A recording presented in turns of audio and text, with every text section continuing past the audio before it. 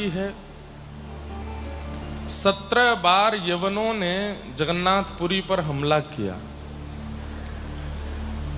यवन म्लेच्छ भारत आकर के सबसे पहले हमारी संस्कृतियों को नष्ट करने का पूरा भाव कर रहे थे। बहुत ध्यान से सुनिएगा सब लोग।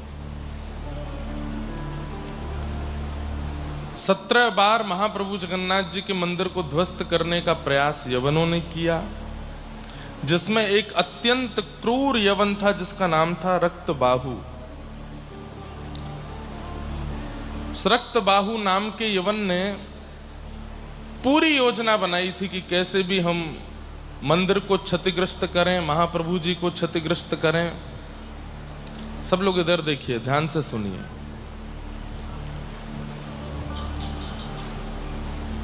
यह समाचार कैसे भी करके पुरी के तत्कालीन गजपति राजा और सब पंडा पुजारियों को पता चला कि पूर्ण योजना बना करके आएगा, बहुबल बहुसेना के साथ आकर के पुरी को इस बार नहीं छोड़ेगा।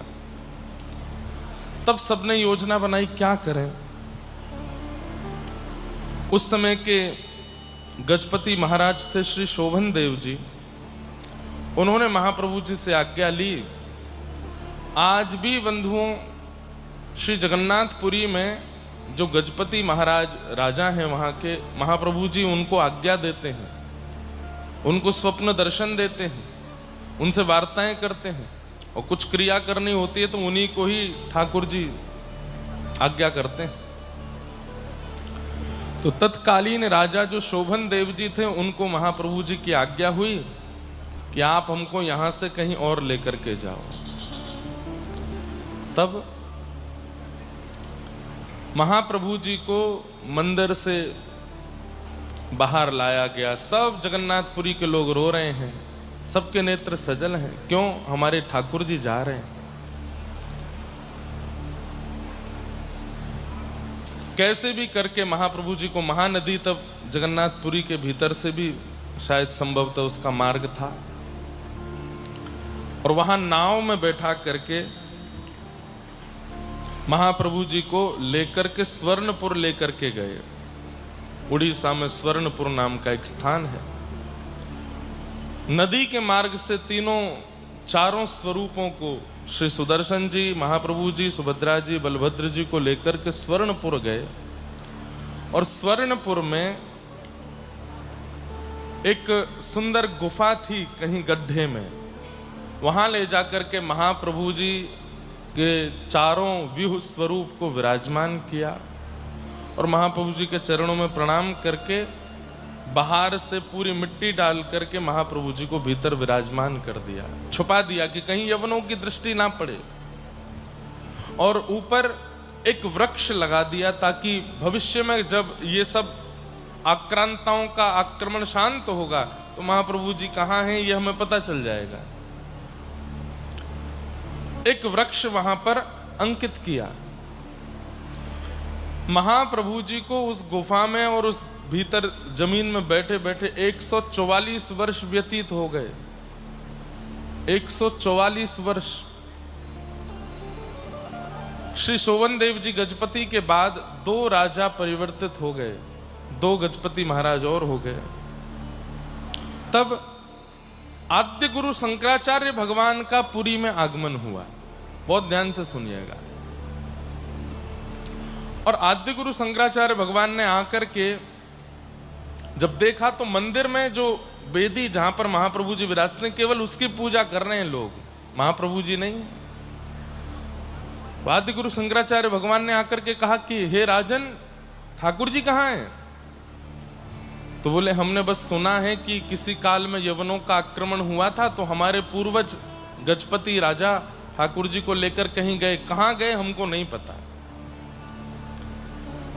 तब आद्य गुरु शंकराचार्य भगवान ने अपने सब शिष्यों के साथ मिलकर के पूरी खोज करने की प्रयास, कहीं तो संकेत होगा, कहीं तो लिखा होगा, कुछ तो अंकित किया होगा कि कहां लेकर के गए थे भगवान को। तब जैसे तैसे करके कोई संकेत प्राप्त हुए कि नदी के मार्ग से स्वर्णपुर लेकर के गए थे। अब स्वर्णपुर में कहां है ये कहीं नहीं लिखा। तब राजा ने अपनी पूरी सेना भेजी और आद्य गुरु शंकराचार्य भगवान अपने शिष्यों के साथ गए। स्वर्णपुर में जाकर के लोगों से पूछने लगे, जगन्नाथ भगवान यहां आए थे? बोले कि हमें तो नहीं पता। क्योंकि किसी को भी पता चले कौन यवन को बता दे, इसलिए किसी को नहीं बताया गया था कि महाप्रभु जी कहां हैं। कोई स्वर्णपुर में भी नहीं जानता था कि जगन्नाथ जी यहां बैठे हैं। सब बड़े चिंतित हो गए, कहां गए भगवान, कहां गए हमारे ठाकुर जी। तभी ठाकुर जी को जब इतनी विरह वेदना से ढूंढना प्रारंभ किया तो ठाकुर जी ने ही संकेत किया। एक स्वर्णपुर की अति वृद्धा मैया, वो हाथ में थाल सजाई, सब सामग्री लिए जा रही है और एक विशेष वृक्ष की पूजा कर रही है। जो पौधा लगाया था वो अब वृक्ष बन चुका था। 144 वर्ष हो गए थे। तब सेना के लोगों ने, कुछ शंकराचार्य जी के शिष्यों ने जाकर के पूछा, मैया तुम इस वृक्ष की पूजा क्यों करती हो, क्या बात है? बोले मुझे तो नहीं पता ऐसा कुछ, लेकिन हमारी दादी, हमारी नानी और हमारे बड़े लोग कहते थे कि यहाँ भगवान बैठे हैं, इसलिए हम इस वृक्ष की पूजा करते हैं। जैसे ही सुना यहाँ भगवान बैठे हैं ये भाव, जानते ही महाप्रभु जी का ये संकेत आद्य गुरु शंकराचार्य और गजपति महाराज को भेजा गया कि एक वृक्ष विशेष मिला है जिसकी गांव वासी पूजा करते हैं, कहीं यही तो नहीं भगवान। आकर के उस वृक्ष को प्रणाम करके उसको स्थान से हटाया और जैसे ही वहां भीतर गड्ढा खोदा, गड्ढे के अंदर एक गुफा है और उस गुफा में देखा चतुर्व्यूह महाप्रभु जगन्नाथ, सुभद्रा जी, बलभद्र जी और सुदर्शन जी विराजमान। उसी गुफा में विराजमान महाप्रभु जगन्नाथ जी का मंच चित्रण करके यहाँ कटक में बनाया गया। ये वो गुफा है। गुफा के अंदर एक रिक्त स्थान था। अब ऐसे ही तो छोटी मोटी गुफा में तो नहीं बैठे होंगे, महाप्रभु जगन्नाथ कितने विशाल हैं, आप लोग दर्शन करते हो, खूब बड़ी गुफा है, उसके अंदर बैठे और वही दृश्य यहाँ प्रकट किया। कहते हैं कि महाप्रभु जगन्नाथ जी का स्वरूप जो था वो तो अब 144 वर्षों से भीतर थे, सेवा नहीं हुई थी कुछ भी, तो ऐसा प्रकट तो नहीं हो रहा था।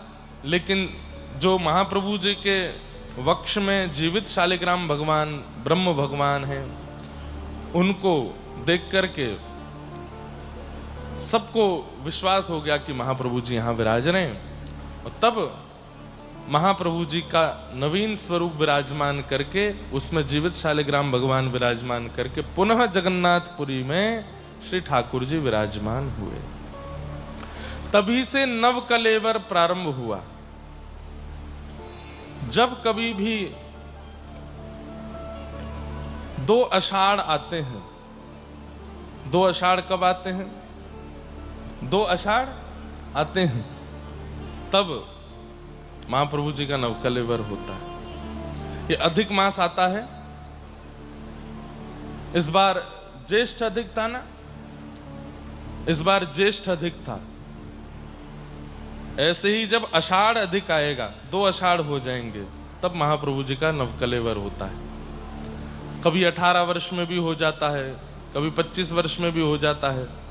संभवतः अभी अधिक निकल के गया, इसका अगला अधिक, उसके अगले अधिक, उसके अगले अधिक में 2 आषाढ़ होंगे, तब महाप्रभु जी का नवकलेवर होगा। तभी से ये प्रथा नवकलेवर की प्रारंभ हुई। वही स्वरूप महाप्रभु जगन्नाथ जी का यहाँ पर आप सबके मध्य में इस मंच पर विराजमान हुआ। बोलो जगन्नाथ महाप्रभु।